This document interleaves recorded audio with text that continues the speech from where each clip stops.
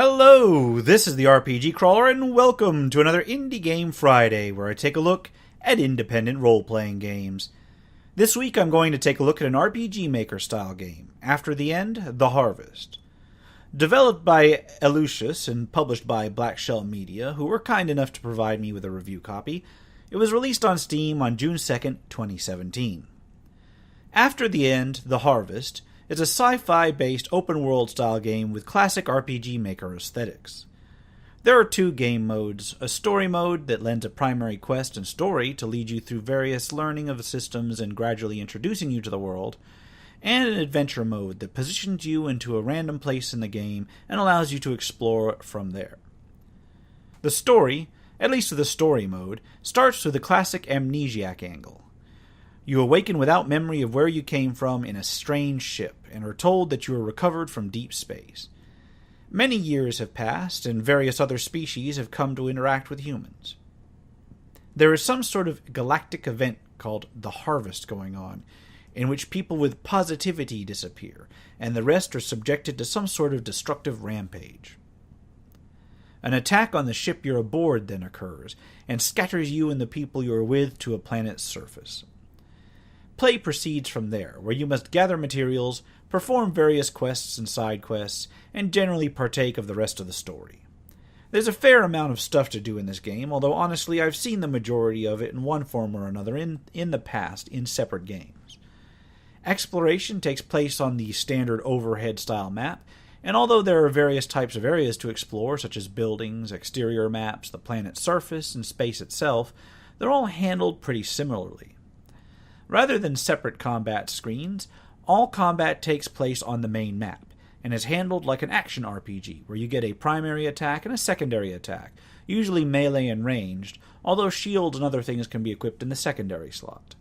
Damage, recovery time, defense, and the like all depend on interactions between your ability scores and the specific statistics of the weapon or item in question, which is all pretty standard stuff for this genre. You can, however, add sockets and runes to certain objects in order to modify your ability scores, so there is that. Different weapons and armor may also have different qualities that modify the nature of their attacks and their statistics. Defeating enemies provides experience, as does completing certain quests, and in each experience level you automatically level up and are given a quick summary of the increases gained. Raw materials that you pick up on the map can be used to trade with traders, complete quests, or craft various objects. All really standard stuff for the genre so far, although the action combat does have its own charm. So where does After the End stand out? Well, from a systems perspective, there's a fairly strong attention to the open-endedness of the game. There's a karma system that takes into account your actions and your responses to various questions, and this may modify what course you take in the game. The space exploration theme is factored in with various attention to detail, like needing a ship to travel places, or certain things to survive in different planetary conditions. For instance, warm clothes on frozen planets are necessary, or some manner to breathe on planets with no oxygen. There's the ability to capture and train creatures you encounter, as well as multiple solutions to certain quests. The quest system itself is quite nice, with main quests triggering as you proceed through the game, and side quests given by checking notice boards or speaking to specific NPCs. The atmosphere of the game is quite nice as well. Graphically, it's nothing really spectacular compared to other RPG Maker games, but the user interface, the sprites and tile sets, and the effects all seem relatively well composed. The music is actually pretty good. Honestly, the music is one of the better parts of the game, at least where it's present. I could probably do without some of the other sound cues, though, especially the ones used to indicate NPC speech. So, pretty quick review, right? Not quite. The game has its issues, and honestly, even with a solid potential I see here in terms of an exploration-focused game, the issues that are there are rather severe. First is the awkward control scheme. Yes, RPG Maker games classically have pretty obtuse controls, but this one seems to go above and beyond that, enough that you'll probably need to seriously adapt to them. Second is that the game is absolutely riddled with bugs.